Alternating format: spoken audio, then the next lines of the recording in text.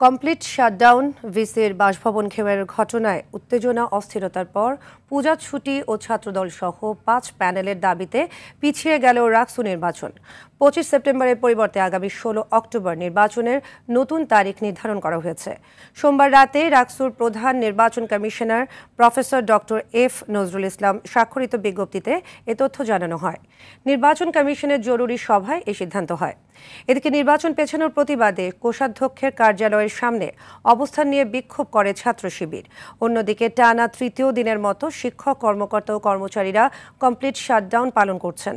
পোষ্য কোটা পুনর্বহালের প্রতিবাদে শিক্ষার্থীদের সঙ্গে শিক্ষক কর্মকর্তাদের হাতাহাতি ও ধস্তাধস্তির ঘটনার প্রেক্ষিতে এই কর্মসূচি ডাকা হয়।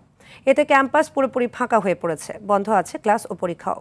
এই সকল যে পরিস্থিতি, এই পরিস্থিতির সাথে কোনোভাবে নির্বাচন কমিশন জড়িত নয়, কিন্তু নির্বাচন কমিশন প্রভাবিত।